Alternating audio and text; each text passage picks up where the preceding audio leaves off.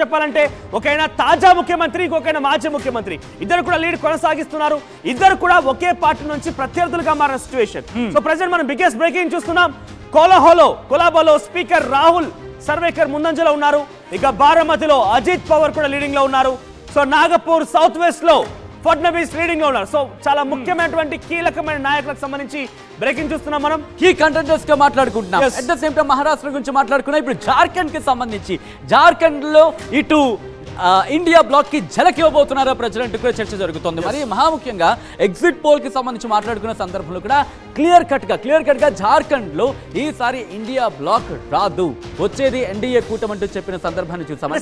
సర్వేలో చూస్తే sir clear గా అయితే ఇండియా వైపుగా చూపించారు. జార్ఖండ్ మాత్రం ఇండియా, అటు మహారాష్ట్ర అయితే ఎన్డీఏ వైపుగా చూపించే సర్వే ఫలితాలు కూడా మెజారిటీ సర్వే ఫలితాలు కూడా మహారాష్ట్ర ఈసారి ఎన్డీఏ తిరిగి కైవసం చేసుకోబోతోంది. కానీ జార్ఖండ్ మాత్రం అయితే ఇండియాకి రాబోతున్నట్టుగా చూపించారు. ఇక్కడ ఫలితాలు చూస్తే మాత్రం కొంత జార్ఖండ్ కి కొంత దగ్గరగానే సర్వే ఫలితాలు ఉన్నప్పటికీ మహారాష్ట్ర విషయానికి వస్తే కొంత ఎందుకో సర్వే ఫలితాలు తడబడ్డాయి. ఎందుకంటే ఇక్కడ మీరు చూడొచ్చు, ఏ మాత్రం కూడా 110-120 సీట్లు దాటే అవకాశం లేదన్నట్టుగా మహారాష్ట్రకు సంబంధించి ఇండియా కూటమి గురించి మాట్లాడారు. కానీ ఎగ్జిట్ పోల్ ఫలితాలకి poll of the poll RTV నిజంగా ప్రజలు మనకి పట్టం కట్టారు. ఆ విషయంలో మనం చెప్పింది నిజమని నమ్మడానికి సంబంధించి కావచ్చు. ఎందుకంటే ఎక్కడి నుంచో మనం కుక్ చేసి తీసుకురావట్లేదు, ఉన్నది ఉన్నట్టుగా చెప్పినప్పుడు ప్రజలు పట్టం కట్టారు. ఈ రోజు అవే ఫలితాలు దాదాపుగా రిఫ్లెక్ట్ అవుతున్నాయి. మరి ముఖ్యంగా తెలుగు రాష్ట్ర ఫలితాలు మనం చెప్పింది జరిగింది. ఈరోజు అట్ ద సేమ్ టైం ఇక్కడ ఈరోజు ఎగ్జిట్ పోల్ ఫలితాలతో వస్తున్న ట్రెండ్స్ కూడా, లీడ్స్ కూడా దాదాపుగా పోల్ ఆఫ్ ద పోల్ కి సంబంధించి ఏవైతే వచ్చాయో పోల్ ఆఫ్ ద పోల్ దాదాపుగా 119 నుంచి 139 ఇండియా బ్లాక్ కి, అట్ ద సేమ్ టైం ఎన్డీఏకి సంబంధించి అంటే మహాయుతికి సంబంధించి కూడా దాదాపుగా 149 చిల్లర వస్తుందంటూ కూడా చెప్పిన పరిస్థితి. సినారియో అలాగే ఉంది. 145 ఎన్డీఏ బ్లాక్ కి, at the same time India block కి 139. అంటే సచిన్ ఇక్కడ మహారాష్ట్రలో మహాయుతి ఎక్స్పెక్టెడ్, ఎవరైనా కూడా ఎక్స్పెక్ట్ చేసిందే పోల్ ఆఫ్ ద పోల్ లో, కానీ సేమ్ యాసిస్ గా ఉన్నాయి. సో ఏ ఫ్యాక్టర్స్ ఇన్ఫ్లుయెన్స్ చేస్తుంటాయి అనుకోవచ్చు మనం మహాయుతికి? ఏ ఫ్యాక్టర్స్? ఆల్రైట్ మ్యాచ్ ఫిగర్ ని టచ్ చేసేసింది. ఎన్డీఏ బ్లాక్ ప్రభుత్వాన్ని ఏర్పాటు చేయబోతుంది. ఒక్కసారి ఆ detail here it is on the screens of RTV. Manoj నీవంతిది. ఎస్, ఎన్డీఏ మ్యాజిక్ ఫిగర్ దాటేసింది. 145 మ్యాజిక్ ఫిగర్ యాక్చువల్ గా ఇప్పుడే జస్ట్ రీచ్ అయింది. ఒక సీట్ మాత్రమే. ఇంకా ఇది పోతున్న కొద్దీ మెరిగితే పెరగొచ్చు, లేదంటే తగ్గొచ్చు కూడా, ఎందుకంటే ఇప్పుడే ట్రెండ్స్ నడుస్తున్నాయి కాబట్టి. ఇక ఇండియా విషయానికి వస్తే 139 ఏ మాత్రం కూడా చాలా టఫెస్ట్ సిచ్యువేషన్. ఎస్, ఇందాక మీరు చెప్పినట్టుగా డెమోక్రసీ అంటే వన్ సైడెడ్ గా పబ్లిక్ మొత్తం కూడా ఒక పార్టీ కానీ ఒక గవర్నమెంట్ కి సపోర్ట్ చేయకుండా ప్రతిపక్షం కూడా ఉండాలంటగా ఆలోచించారు కదా. ఇక్కడ 146 అరే పెరుగుతూ ఉంది. బీజేపీ ఇండియా కూటమికి సంబంధించి ఒక్కొక్కటిగా పెరుగుతూ వస్తోంది. 146 రీచ్ అయింది. కానీ ఇండియా కూటమి కూడా డెఫినెట్ గా ఇండియా కూటమి పెరుగుతోంది. ఇండియా కూటమి స్థానాలు తగ్గుతున్నాయి. ఎన్డీఏకి సంబంధించి పెరుగుతోంది. 138, 147 ఇది బిగ్గెస్ట్ చేంజ్ అని చెప్పొచ్చు. మహారాష్ట్ర ఎన్నికల ఫలితాలు ఉత్కంఠ రేపుతున్నాయి. తెలుగు మీడియాలో ఏ మీడియా కూడా చేయనటువంటి ప్రయత్నం మహారాష్ట్ర ఎన్నికలకు సంబంధించి మొదలుకుంటే ఎందుకు చేస్తోంది ఆర్టీవీ అంటే అక్కడ మహారాష్ట్రలోనే అక్కడ లోకల్ రిపోర్టర్స్ తో మాట్లాడుతుంది. లోకల్ రిపోర్టర్ కాల్ చేసి ఇన్ఫర్మేషన్ తీసుకొచ్చి మీ ముందు నెంబర్స్ గా ఉంచుతుంది. నెంబర్స్ మీరు చూస్తున్నారు ఆర్టీవీ స్క్రీన్ మీద. భారతీయ జనతా పార్టీ 87 స్థానాల ముందంజలో ఉంది. ఇక్కడ చూడొచ్చు మోడీ 147, ఎన్డీఏ కూటమి 147 అంటే మ్యాజిక్ ఫిగర్ కంటే 2 స్థానాలు అధికంగానే ఉంది. ఇక రాహుల్ గాంధీ 138. డెఫినెట్ గా ఇది పరాజయం అని చెప్పలేం, కానీ గతంకో కంటే కూడా కొంత మెరుగైనటువంటి అవకాశమే ఈసారి. కానీ ఇక్కడ ప్రజలు మరోసారి బీజేపీ ఎన్డీఏని యాక్సెప్ట్ చేశారనేది చాలా క్లియర్ గా తెలుస్తోంది. ఆసక్తికరంగా మనోజ్, ఎందుకంటే మ్యాజిక్ ఫిగర్ చాలా క్లోజ్ గానే ఉంది. అంటే 140 అంటే కనుక మహారాష్ట్ర నుంచి బ్రేకింగ్ వస్తుంది. దాంతో డీటెయిల్ గా మాట్లాడుతున్నాం. ఎర్లీ ట్రెండ్స్ లో మెజారిటీ అందుకుంది మహాయుతి కూటమి. మహాయుతి ముఖ్యులతో సీఎం షిండే ప్రత్యేక సమావేశం ఏర్పాటు చేశారు. ఎర్లీ ట్రెండ్స్ మెజార్టీని అందుకుంది మహాయుతి కూటమి. మొత్తం మీద ఇక ట్రెండ్స్ చూస్తున్నా ఎవరికైనా ఎగ్జైటింగ్ ఉంటుంటుంది. డెఫినెట్ గా మరోసారి ముఖ్యమంత్రి పీఠం కోసం మనం చూస్తున్న 2 రోజులుగా మహారాష్ట్ర గురించి ఇన్ డీటెయిల్ గా మనం చూస్తే ఎన్నికల ఫలితాలు ఎప్పుడెప్పుడు వస్తాయా, తిరిగి ఆ కుర్చీని ఎట్లా అధిరోహిస్తామని చెప్పి లేటెస్ట్ అప్డేట్ అందుతోంది. అప్పుడే ఆపరేషన్ లోటస్ ప్రారంభమైంది. ముఖ్యమంత్రి ఏకనాథ్ షిండే ఆ ప్రణాళిక స్టార్ట్ చేశారు. ఎప్పుడో చెప్పింది ఆర్టీవీ. మరి ముఖ్యంగా మనం స్టార్ట్ చేసిన కొద్దిసేపటి క్రితం చెప్పడం జరుగుతోంది. ఇక్కడ ఆపరేషన్ స్టార్ట్ అవ్వచ్చు. మరి ముఖ్యంగా లాబింగ్ కావచ్చు, లేకపోతే రిసార్ట్స్ పాలిటిక్స్ కావచ్చు, లేకపోతే క్యాంప్ పాలిటిక్స్ కావచ్చు, ఇవి స్టార్ట్ అవుతున్నాయి. ఇండిపెండెన్స్ తీసుకువెళ్తున్నారు. చెప్తున్నారు. At the same time Bharatiya Janata party ముఖ్యమంత్రి ఏకనాథ్ షిండే ఇప్పటికే క్యాంప్ రాజకీయాలు స్టార్ట్ చేశారు. అందరినీ క్రోడీకరించుకుంటారు. ఎందుకు అనేది మాట్లాడుకునే ప్రయత్నం చేద్దాం. డెఫినెట్ గా ఇక్కడ సచిన్ ఒక విషయం ఏంటంటే ఒకవేళ గనక కూటమి గనక లేకుండా ఉండి ఇండివిజువల్ గా పోటీ చేసి మన దాంట్లోనే ఎవరైనా ముఖ్యమంత్రి కావాలన్న ఆలోచన కనుక ఉంటే అప్పుడు లాబింగ్ అనేది స్టార్ట్ అయ్యేది. నీకు ఇన్ని సీట్లు నాకు సీట్లు ఒక సిచువేషన్ ఉండేది. కానీ ఆల్రెడీ ఫస్ట్ నుంచి కూడా ఎలక్షన్ లో డివిజన్ టైంలో నుంచి కూడా బీజేపీ కొన్ని సీట్లో పోటీ చేయడం, ఏకనాథ్ షిండేకి సంబంధించి శివసేన కొన్ని సీట్లో పోటీ చేయడం, ఎన్సీపీ అజిత్ పవార్ ఇంట్రెస్టింగ్ గా కొన్ని సీట్లో పోటీ చేయడం చూసిన తర్వాత ఆల్రెడీ ఫిక్స్ అయిపోయి ఉన్నారు. గతంలో అంటే ఏకనాథ్ షిండేని ఆయన అవసరం ఉంది కాబట్టి బీజేపీ ముఖ్యమంత్రి చేసింది. కానీ మనం వెరాజ్ భారతదేశంలో నుండి ఇతర రాష్ట్రాల పాలిటిక్స్ కనుక చూస్తే బీజేపీ అప్పర్ హ్యాండ్ లో ఉండాలనుకుంటుంది కానీ ఒక పార్టీని తీసుకొచ్చి అప్పర్ హ్యాండ్ లో ఉంచే అవకాశం ఉండకపోవచ్చు. ఇంట్రెస్టింగ్ గా ఈసారి మాత్రం ఏకనాథ్ షిండే కనుక అవకాశం ఇస్తే ఏకనాథ్ షిండే వల్లే తిరిగి కూటమి ప్రభుత్వం అధికారంలోకి వచ్చిందని ఇండికేషన్ ప్రజల్లోకి బలంగా ఇచ్చి ఒక సామాన్య వ్యక్తిని, ఇన్ఫాక్ట్ ఏకనాథ్ షిండే హిస్టరీ కనుక వెళ్తే ఆయన ఒక ఆటో డ్రైవర్ అంట. సో అటువంటి సామాన్య వ్యక్తిని ముఖ్యమంత్రి స్థానం వాళ్ళకి ఎక్కించినటువంటి సత్తా బీజేపీ పార్టీ గతంలో దక్కింది కాబట్టి మళ్ళీ అది రెట్టింపై అవకాశం ఉంటుంది. కానీ ఈసారి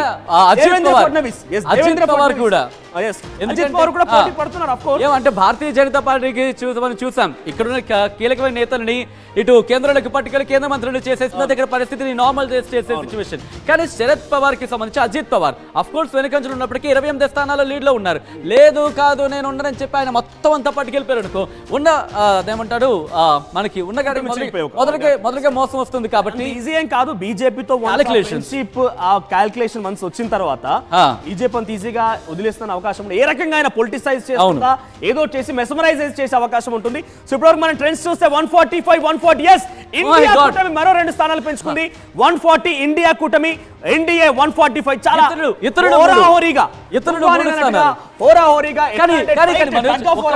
నంబర్స్ చూద్దాం.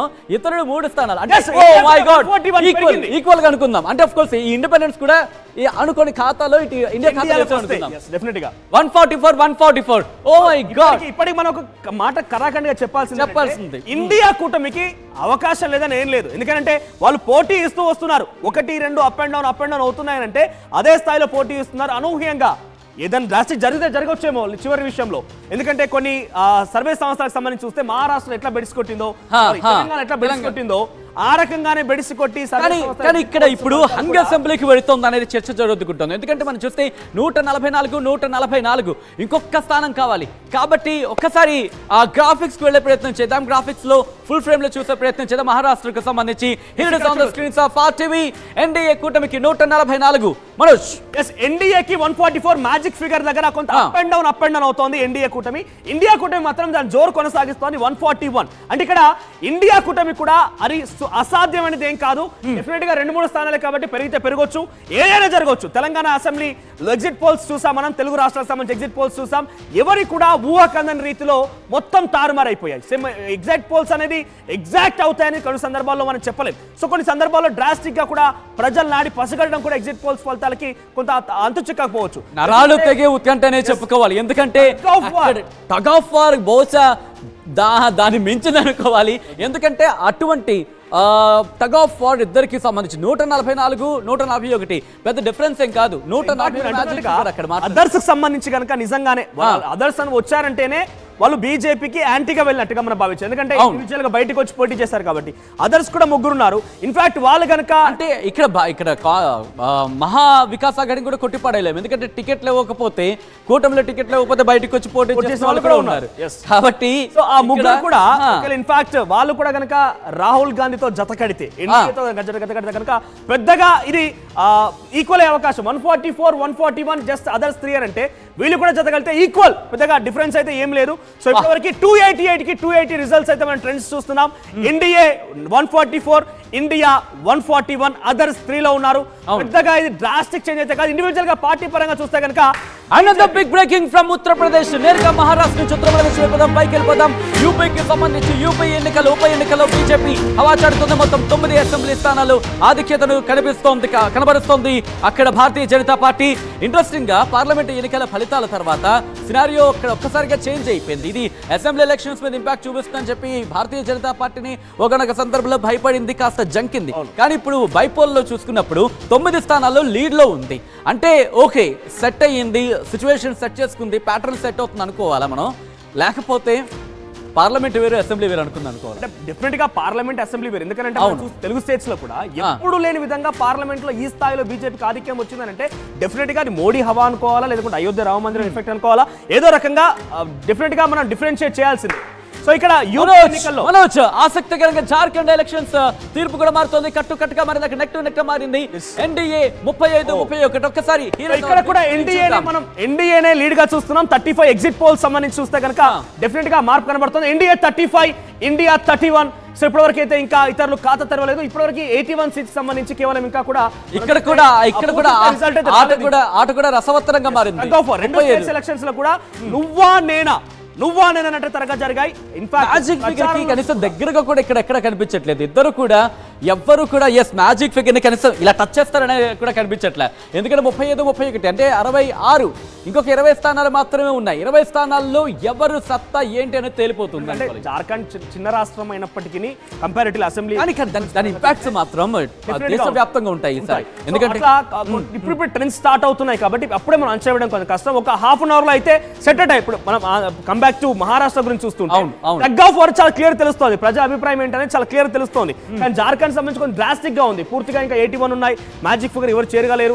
దగ్గరగా 434 seats and doesn't matter. So Jharkhand లో కూడా ఎగ్జిట్ పోల్స్ ఫలితాలు చూస్తే ఎగ్జిట్ పోల్స్ ఫలితాలేమో ఇండియా వైపుగా చూపించాయి. ఇక్కడ రిజల్ట్స్ లో మనకి ఎన్డీఏ కనబడుతోంది కాబట్టి మరి ఏమైనా జరగవచ్చు, ఏ రకంగా